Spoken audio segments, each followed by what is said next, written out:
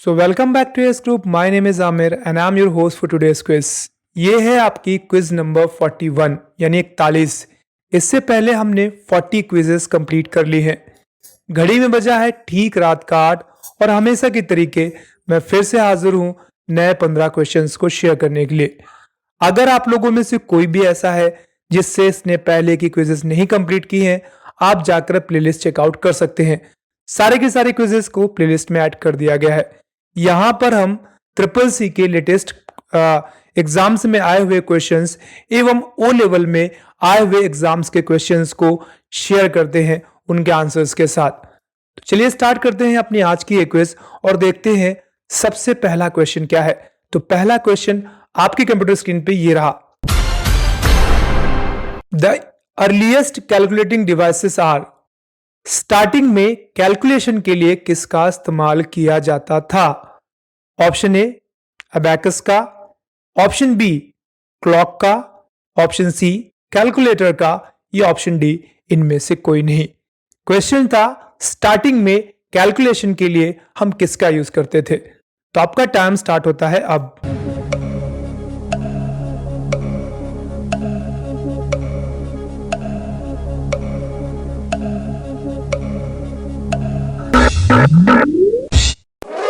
चलिए देखते हैं इसका सही जवाब क्या है। तो इसका सही जवाब है अबैकस।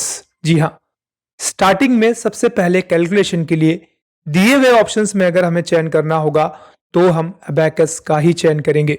कैलकुलेटर बाद में आया है, क्लॉक का इस्तेमाल कैलकुलेशन के लिए नहीं होता था।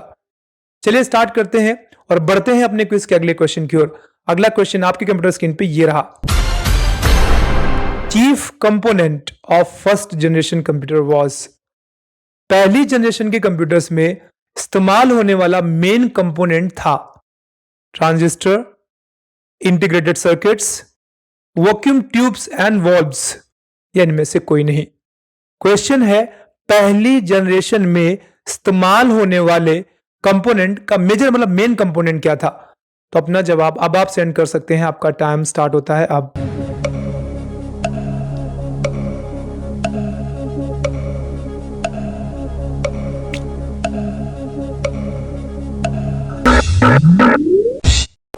तो इसका सही जवाब है वैक्यूम ट्यूब, जो कि पहले जनरेशन का नाम ही वैक्यूम ट्यूब है, एंड वाल्व्स। चलिए बढ़ते हैं आज के क्विज के अगले क्वेश्चन की ओर। अगला क्वेश्चन आपकी कंप्यूटर स्क्रीन पे ये रहा। The word length of computer is measured in. Computer में जो वर्ड्स लिखे जाते हैं उसकी लंबाई को कैसे मेजर किया जाता है? किसमें? इनफैक्ट बिट्स में, इंचेस में, मीटर्स में, या मिलीमीटर में। क्वेश्चन था कंप्यूटर में वर्ड्स की लेंथ को किसमें मेजर किया जाता है। तो अपना जवाब अब आप सेंड कर सकते हैं।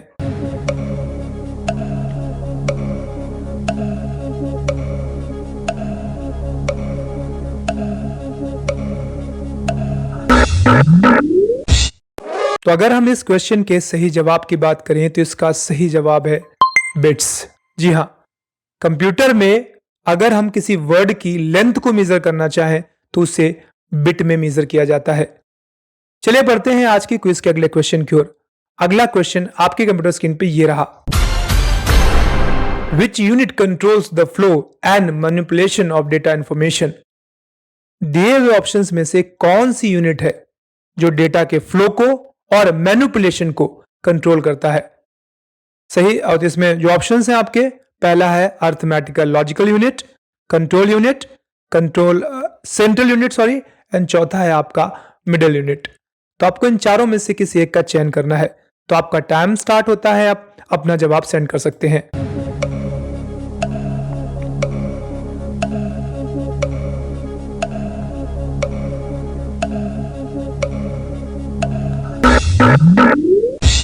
चलिए अगर हम इसके आंसर की बात करें तो दो तो हम जानते हैं, अर्थमेटिक यूनिट होती है लॉजिकल यूनिट और कंट्रोल यूनिट।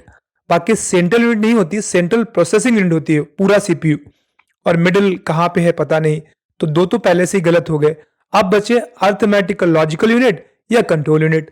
तो यहां पे कंट्रोल की बात की गई है तो कंट्रोल यूनिट ही सही होगा। चलिए बढ़ते हैं आज की क्विज के अगले क्वेश्चन की ओर। अगला क्वेश्चन आपकी कंप्यूटर स्क्रीन पे ये रहा। Which of the following does not store data permanently? दिए हुए ऑप्शंस में से कौन सा है जो डेटा हमेशा के लिए स्टोर नहीं करता? फ्लॉपी, हार्ड ड्राइव, रोम या रैम? बहुत बार ये सवाल आया है और बहुत बार क्वेश्चन भी पूछा गया है एग्जाम्स में। अपना जवाब अब आप सेंड कर सकते हैं। आपका टाइम स्टार्ट होता है अब।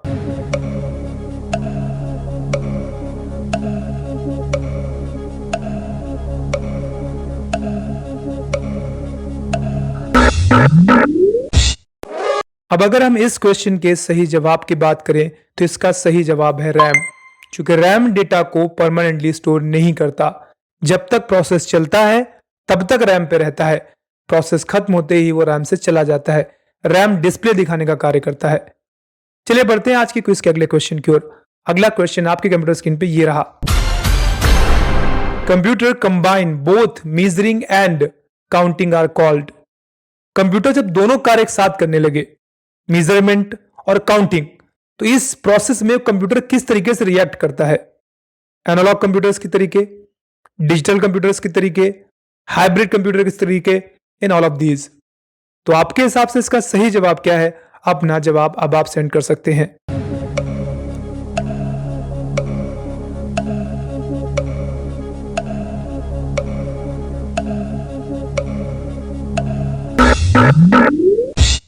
चलिए अगर हम इसके सही जवाब की बात करें तो इसका सही जवाब है हाइब्रिड। क्योंकि जब ये दो टाइप्स के अलग अलग कार्य एक जगह पे करना शुरू कर दे, इसका मतलब ये है कि अब इसमें हाइब्रिडाइजेशन हो गया है। चलिए बढ़ते हैं आज के क्विज के अगले क्वेश्चन की ओर। अगला क्वेश्चन आपके कंप्यूटर स्क्रीन पे ये रहा। Which is not a basic function of a computer. दिए हुए ऑप्शंस में से कंप्यूटर का बेसिक फंक्शन क्या नहीं है जो अपने मन से नहीं करता? डेटा को स्टोर करना, डेटा को कॉपी करना, डेटा को एक्सेप्ट करना, या डेटा को प्रोसेस करना। थोड़ा सा डिफिकल्ट लग रहा होगा, एक्सप्लेनेशन मैं आपको बाद में दूंगा। पहले अपना जवाब सेंड कर दीजिए आप। तो आपका टाइम स्टार्ट होता है अब।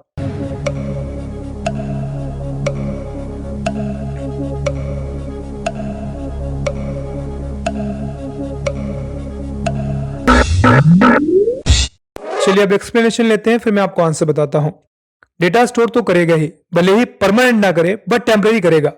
जैसे आपने कुछ इनपुट दिया तो वो जाके स्टोर हुआ, तो पहला तो यहां पर गलत हो गया आपका। अगला तीसरा देखें, एक्सेप्ट इनपुट। अब इनपुट तो एक्सेप्ट करेगा ही।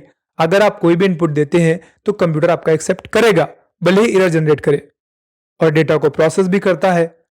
कॉपी नहीं करता जब तक आप खुद ना करें। अपने मन से कॉपी नहीं करेगा। अगर आप कॉपी करना चाहें तो ही कॉपी करेगा। तो ये बेसिक फंक्शन नहीं है इसका। बस यही सही था।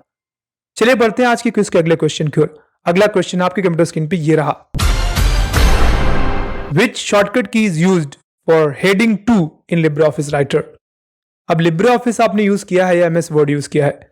सभी में अगर इधर जाएंगे साइड में होम टैब में, तो आपने देखा होगा हेडिंग 1, हेडिंग 2, ऐसे बहुत सारे टेम्पलेट्स दिए रहते हैं। आपको हेडिंग 2 अप्लाई करना है सिलेक्टेड टेक्स्ट में, तो आप उसके लिए किस शॉर्टकट की का यूज करेंगे? Ctrl+1 का, Ctrl+3 का, Ctrl+2 का, या इनमें से कोई नहीं? तो अपना जवाब अब आप सेंड कर सकते हैं। आपका टाइम स्टार्ट होता है अब।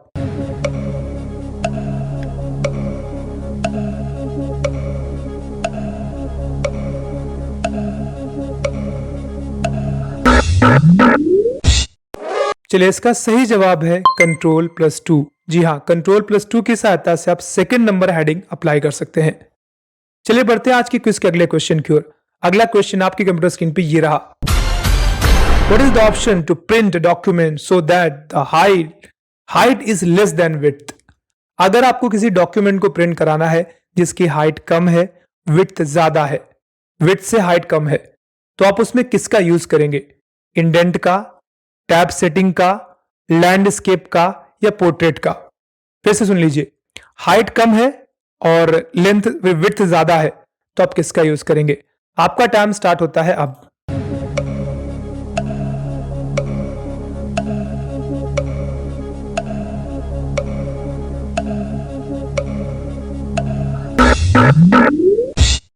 तो चलिए देखते हैं इसका सही जवाब क्या है। तो इसका सही जवाब था लैंडस्केप। जी हाँ, लैंडस्केप और पोर्ट्रेट में डिफरेंस यही है।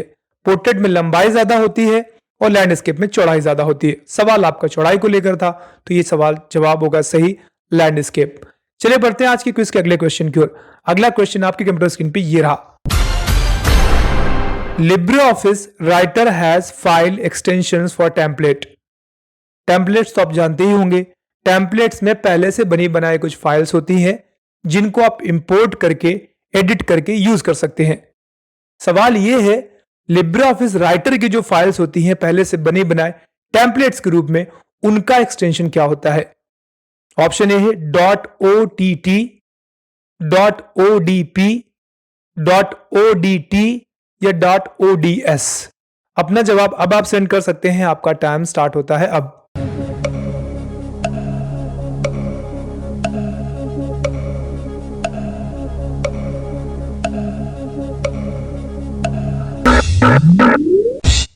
चलिए देखते हैं इसका सही जवाब क्या है। तो अगर हम इस क्वेश्चन के सही जवाब की बात करें तो पहला सही है .ott। बाकी तीनों तो आप जानते हैं, open document presentation, open document text and open document spreadsheet. यहां पर .ott टेम्पलेट्स को डिनोट करता है। चलिए बढ़ते हैं आज के क्विज के अगले क्वेश्चन की ओर। अगला क्वेश्चन आपकी कंप्यूटर स्क्रीन पे ये रहा। In which menu of LibreOffice writer is the mail merge of letter wizard found? Mail merge ना पता हो तो बता दूं आपको, एक साथ बहुत सारे डॉक्यूमेंट्स को क्रिएट करना है, बस उसमें कुछ चीजें हैं जो चेंज करनी है। जैसे मान लीजिए इनविटेशन कार्ड आप क्रिएट करते हैं तो सब कुछ एक जैसा रहता है, नाम बदलता जाता है, नाम और एड्रेस। इसके लिए हम MS वर्ड में या LibreOffice राइटर में मेल मर्ज ऑप्शन का इस्तेमाल करते हैं, जिसमें हम कोई स्प्रेडशीट लिंक कर देते हैं। स्प्रेडशीट में सारे नाम वगैरह रहते हैं, एड्रेस वगैरह रहते हैं, तो नाम और एड्रेस वो स्प्रेडशीट से उठाएगा, बाकी डिजाइन आपके पहले से ही थी। तो 1 मिनट में आप चाहें तो हजारों डॉक्यूमेंट्स आप क्रिएट कर सकते हैं। सवाल ये होता कहां है अगर आपके पास LibreOffice राइटर है तो? फॉर्मेट में, फाइल में, टूल्स में, या इनमें से किसी या इंसर्ट में। तो आप अपना जवाब अब आप सेंड कर सकते हैं, आपका टाइम स्टार्ट होता है अब।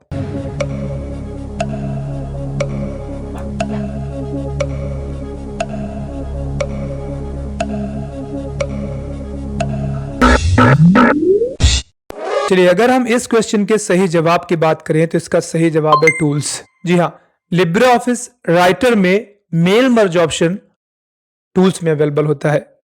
चलिए बढ़ते हैं आज की क्विज के अगले क्वेश्चन की ओर। अगला क्वेश्चन आपकी कंप्यूटर स्क्रीन पे ये रहा। What is the shortcut for increasing the font size in LibreOffice writer?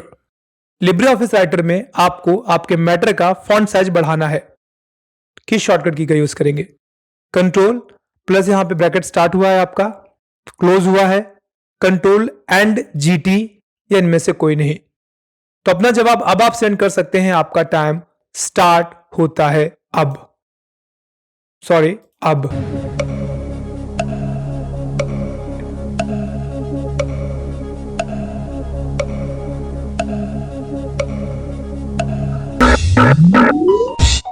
चलिए अगर हम इसके सही जवाब की बात करें तो इसका सही जवाब है ऑप्शन बी। सिंबल को देख लीजिए, ट्राई कर लीजिएगा। अगर आपको फॉन्ट साइज बढ़ाना है तो कंट्रोल के साथ आप इसका यूज करेंगे। अगर आपके पास MS ऑफिस है, उसमें सेम चीज करनी है तो कंट्रोल के साथ less than greater than symbol का यूज करेंगे आप, जबकि LibreOffice में इस ब्रैकेट का यूज करते हैं, बड़े वाले ब्रैकेट का। चलिए अगला क्वेश्चन क्या है देखते हैं, आपकी स्क्रीन पे ये रहा। What is the method of sending information and data together? Data को और इंफॉर्मेशन को दोनों को एक साथ सेंड करना है, तो इस प्रोसेस को कहते क्या है, मेथड क्या कहलाता है? फॉर्मेटिंग, टाइपिंग, टेबल या मेल मर्ज? कह रहा है डेटा की इंफॉर्मेशन को सेंड करना है और डेटा और इंफॉर्मेशन दोनों को मर्ज करके सेंड करना है, तो इस मेथड को क्या कहा जाएगा? तो अपना जवाब अब आप सेंड कर सकते हैं, आपका टाइम स्टार्ट होता है अब। अब।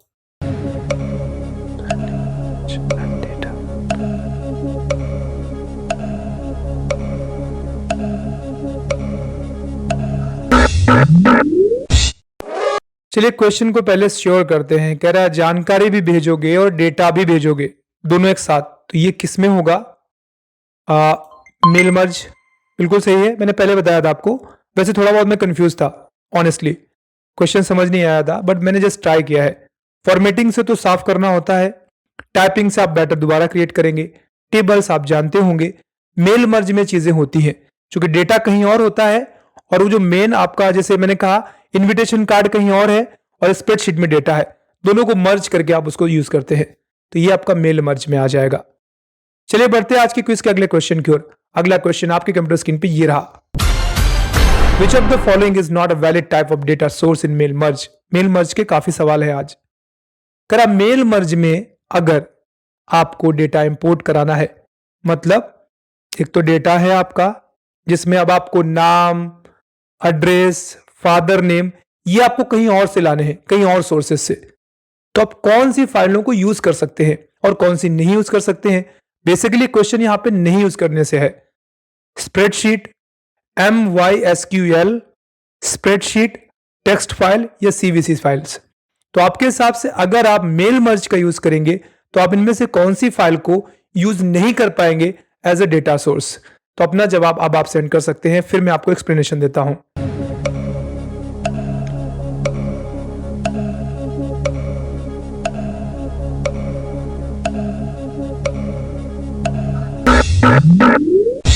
चलिए अगर हम इसके सही जवाब की बात करें तो इसका सही जवाब है MySQL। देखिए स्प्रेडशीट तो मैं चिल्ला चिल्ला के आपको बता रहा हूं कि हम यूज करते हैं। टेक्स्ट फाइल्स नोटपैड पे बनाई जाती हैं, वो भी यूज कर सकते हैं। SVC फाइल्स आपके इंटरनेट पे अवेलेबल कंटेंट्स को लेकर होती है, तो ये तीनों यूज कर सकते हैं। MySQL को आप नहीं यूज कर सकते। चलिए बढ़ते हैं आज की क्विज के अगले क्वेश्चन की ओर। अगला क्वेश्चन आपके कंप्यूटर स्क्रीन पे ये रहा।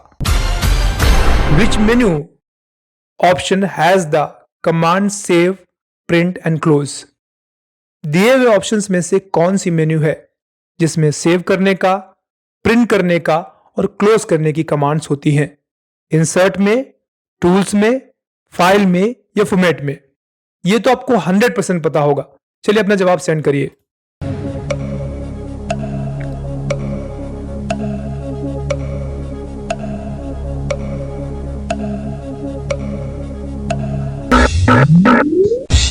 इसका सही जवाब है फाइल। फाइल टैब पहला टैब है। Word, Excel, PowerPoint, Writer, Calc, Impress, सभी में ऑप्शंस होते हैं।